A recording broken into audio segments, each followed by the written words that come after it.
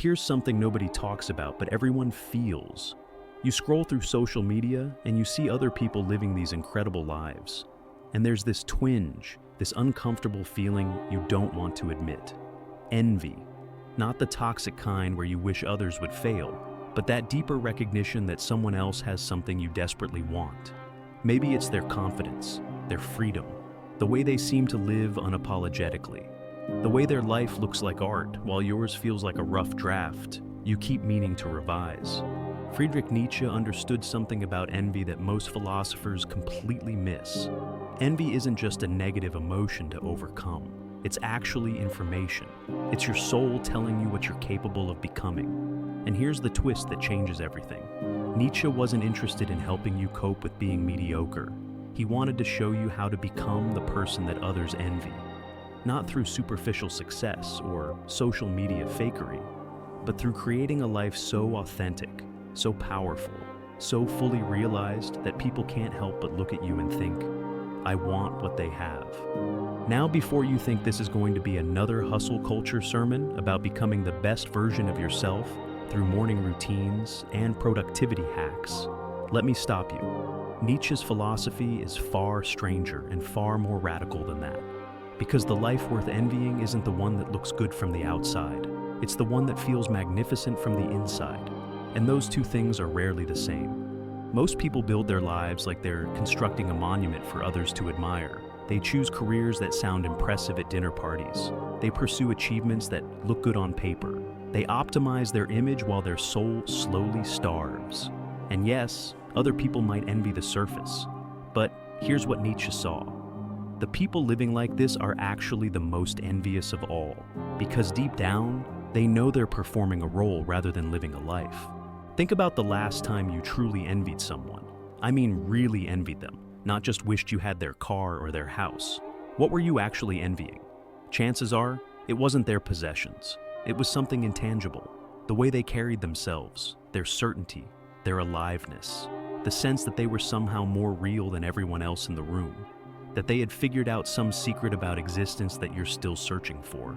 Nietzsche spent his entire philosophical career trying to articulate that secret. And what he discovered is that the people you genuinely envy are the ones who have stopped performing for an audience. They've stopped trying to live up to anyone's expectations. They've stopped chasing society's prefabricated dreams. Instead, they've done something much harder and much rarer. They've created their own values and built a life around them. This is where things get uncomfortable, because creating your own values means admitting that almost everything you were taught about what makes a good life might be completely wrong. Not wrong for everyone, but wrong for you. And this realization is terrifying because it means you can't blame anyone else if your life isn't working. You can't say your parents wanted you to be a doctor, or your culture expected you to settle down, or society pressured you to conform. At some point, you have to take responsibility for the fact that you're living someone else's dream instead of your own. Nietzsche called this moment of recognition the death of God. Now, whether you're religious or atheist, this isn't about theology. It's about that moment when you realize that there's no cosmic authority telling you how to live, no universal rulebook, no one right path. And most people experience this realization as a crisis. If nothing is objectively meaningful, then doesn't everything become meaningless? If there's no should, then how do you know what to do? But here's where Nietzsche flips the script entirely. This moment of crisis is actually the beginning of freedom, because once you realize that meaning isn't given to you, you understand that you have to create it yourself. And the people you envy, they've already figured this out. They're not following anyone's blueprint, they're writing their own. They're not trying to live correctly according to some external standard. They're trying to live magnificently according to their own internal compass. So, what does it actually mean to create your own values? This isn't some abstract philosophical exercise. It's intensely practical. It means looking at every area of your life and asking a question most people never ask. Do I actually want this, or do I just think I should want this? Do I care about this because it matters to me, or because it earns approval? Am I pursuing this dream because it's mine, or because I'll be praised for achieving it? These questions are brutal because they expose all the ways you've outsourced your own life. You've let your parents decide what success means. You've let your peers decide what's cool. You've let social media decide what happiness looks like. You've let advertising decide what you should desire. And then you wonder why achievement feels hollow. Why getting what you thought you wanted doesn't actually satisfy you. It's because you've been climbing someone else's ladder this whole time. Nietzsche introduces a concept that sounds simple, but is actually revolutionary. He calls it becoming who you are. And yes, that sounds paradoxical. How do you become what you already are? But that's exactly the point. Right now, you're not who you are.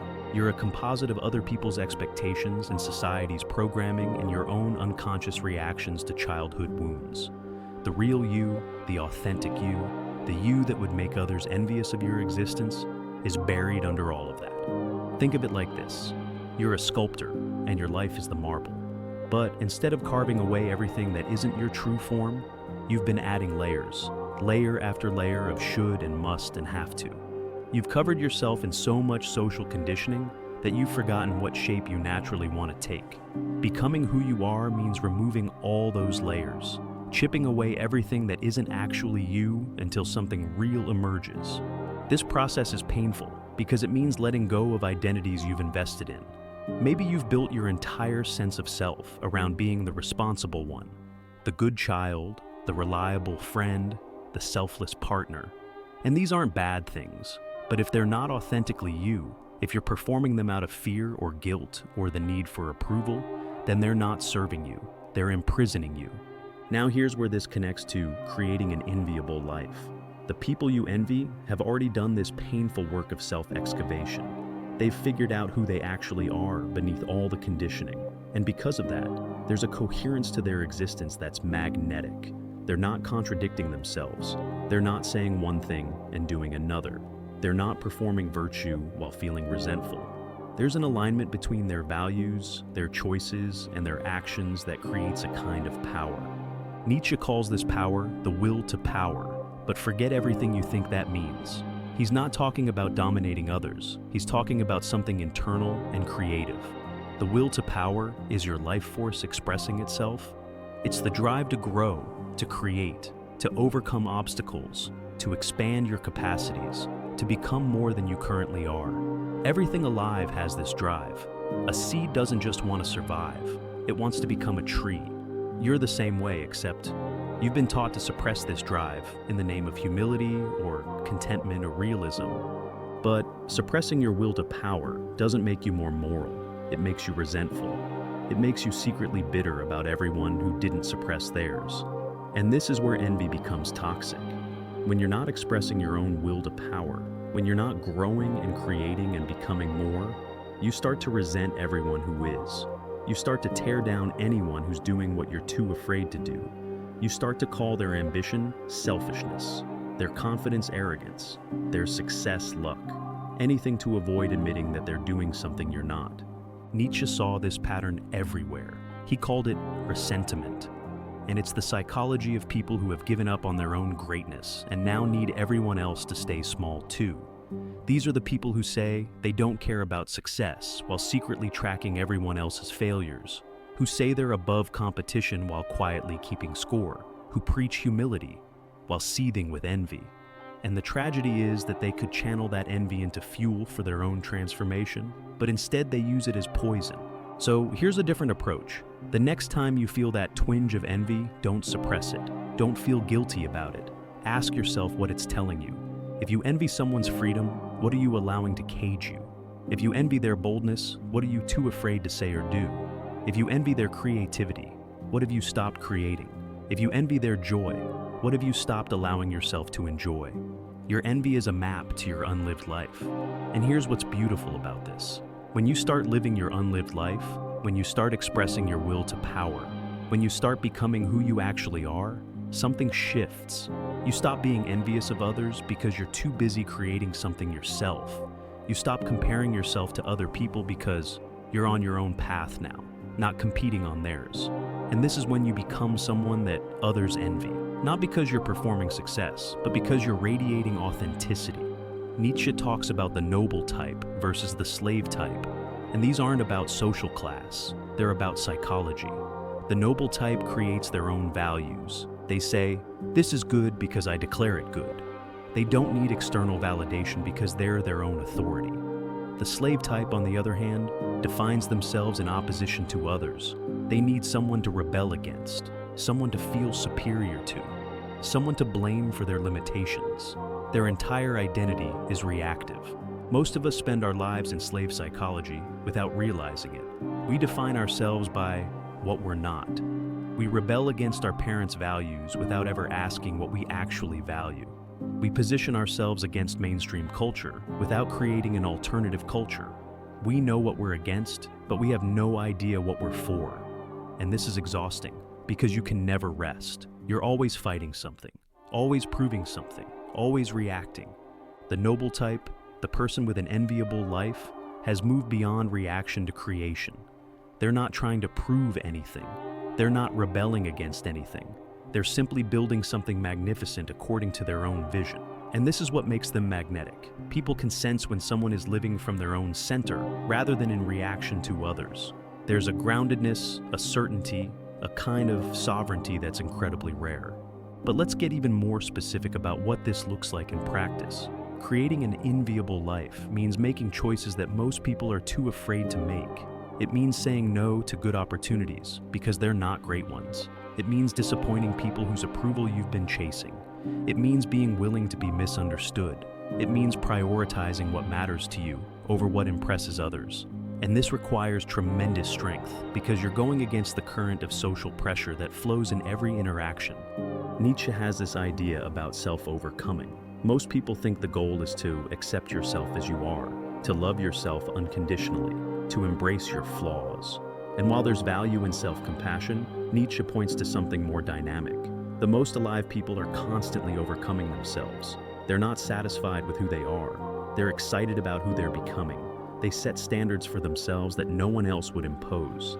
They push themselves harder than any external authority ever could. Think about the people whose lives you truly envy.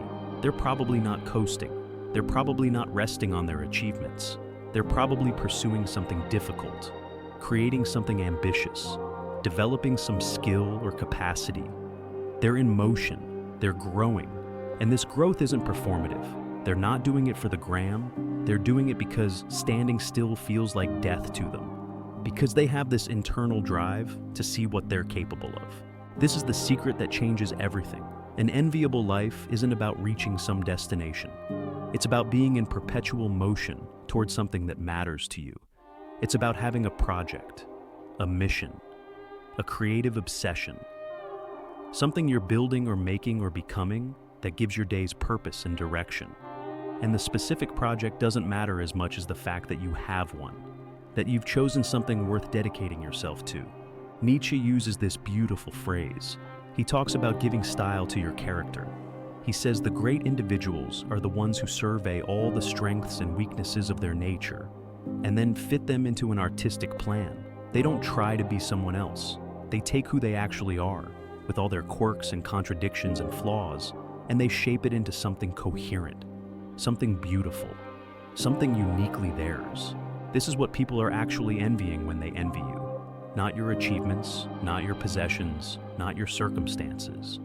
They're envying the fact that your life has style, that it's a work of art, that it expresses a coherent vision, that every choice seems to be part of a larger pattern, that you're the author of your existence rather than a passive character in someone else's story. So how do you develop this style? How do you become the artist of your own life? It starts with a different relationship to difficulty. Most people avoid hardship. They optimize for comfort. They make choices that minimize pain and maximize pleasure. And there's nothing wrong with that, except it produces a very predictable, very small life. The people with truly enviable lives have a different approach. They voluntarily choose difficult things, because difficulty is what creates character. Nietzsche says, what doesn't kill you makes you stronger, but he means something more subtle than just enduring hardship. He means that when you voluntarily take on challenges, when you push yourself beyond your current limits, when you face down fears and overcome obstacles, you're literally creating yourself. You're proving to yourself what you're capable of. You're expanding your sense of what's possible. And this builds a kind of confidence that can't be faked. The person with an enviable life has usually overcome something significant. They've faced a fear and moved through it. They've attempted something difficult and succeeded. They've failed at something important and gotten back up. And these experiences have given them a depth that people without challenges never develop. They know themselves in a way that protected people never can. And this self-knowledge is what makes them solid, unshakable, real. Here's another layer to this.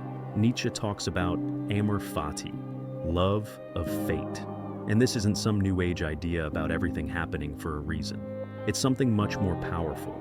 It's looking at everything that's happened in your life, including the terrible things, including the failures and humiliations and losses, and saying, I wouldn't change any of it. Not because it was all good, but because all of it shaped you, and who you've become is worth everything it cost. People with enviable lives have this quality. They're not carrying resentment about their past. They're not victims of their circumstances. They've integrated everything that happened to them into their story in a way that strengthens rather than diminishes them. Every wound became wisdom. Every failure became fuel. Every loss became depth.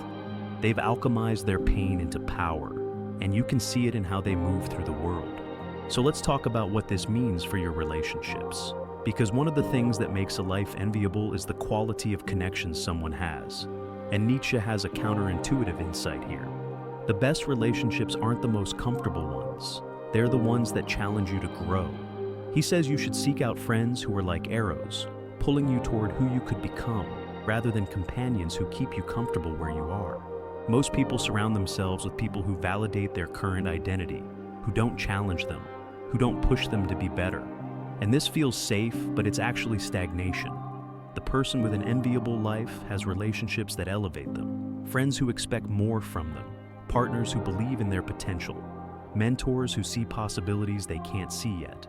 And yes, these relationships can be uncomfortable because growth is uncomfortable, but they're also what prevent you from settling. There's this idea in Nietzsche about the eternal recurrence. He asks you to imagine living your life over and over again, exactly as it happened for eternity. Would you want that? Could you embrace it?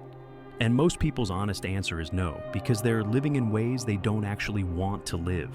They're enduring their days rather than creating them. They're getting through life rather than savoring it. But the person with an enviable life has a different answer. They're living in such a way that yes, they would happily live it again.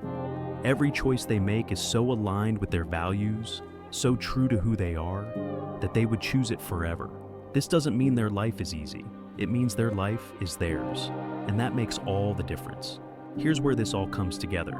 Creating a life worth envy isn't about achieving some external standard of success. It's about achieving internal coherence. It's about living according to values you consciously chose rather than unconsciously inherited. It's about expressing your will to power through creation and growth rather than suppressing it. It's about becoming who you actually are rather than who you think you should be. It's about loving your fate rather than resenting it. It's about making every choice so fully that you would choose it again and again. And when you live like this, something remarkable happens. You stop caring whether people envy you or not. You're too absorbed in your own becoming to worry about their perception. You're too excited about what you're creating to need their validation. You're too grounded in your own values to be shaken by their judgment. And paradoxically, this is exactly what makes you enviable. Because people can sense when someone has stopped performing and started living. The ultimate irony is this. If you try to create an enviable life so that others will envy you, you'll fail. You'll just be performing again, building another facade. But if you commit to becoming who you actually are, to expressing your unique will to power, to creating according to your own values, to loving everything that brought you here, to choosing difficulties that grow you, to making every day something you would live again, then you'll create something far better than an enviable life. You'll create a life you don't want to escape from, a life you're proud to claim, a life that feels like yours. And that's Nietzsche's hidden philosophy. It's not about being better than others. It's about being more fully yourself than most people dare to be. It's not about winning at someone else's game. It's about having the courage to play your own game entirely. It's not about creating envy. It's about creating meaning. And when you create genuine meaning, when your life becomes a work of art that expresses your deepest values and highest aspirations, When every choice flows from your authentic center rather than external pressure, people will naturally look at you and feel that twinge, that recognition that you have something they want. But here's the beautiful part. What they want isn't what you have, it's what you did. The courage to stop performing, the strength to disappoint people, the clarity to know what matters to you, the commitment to build a life around it. And they can have all of that too. They just have to be willing to do what you did, to question everything, to reject the prefabricated dreams, to excavate their authentic self, to create their own values, to express their will to power, to overcome themselves again and again. That's the gift of an enviable life. It doesn't just make people jealous. It shows them what's possible. It proves that you can live differently, that you can build something magnificent out of the raw materials of your existence, that you can transform yourself from someone who envies into someone worth envying. And the only thing standing between you and that transformation is your willingness to start, to begin the work of becoming who you are, to stop asking what others think you should do and start discovering what you actually want to create. So, here's the final question. Not what would make others envy you, but what kind of life would you be proud to live again and again forever? What would that life look like? What would you need to change? What would you need to let go of? What would you need to create? Because that's your answer. That's your path. That's the life Nietzsche is challenging you to build. Not for anyone's approval, not for social media, not to prove anything, but because you only get one existence and it would be a tragedy to waste it living someone else's version of a good life instead of creating your own masterpiece.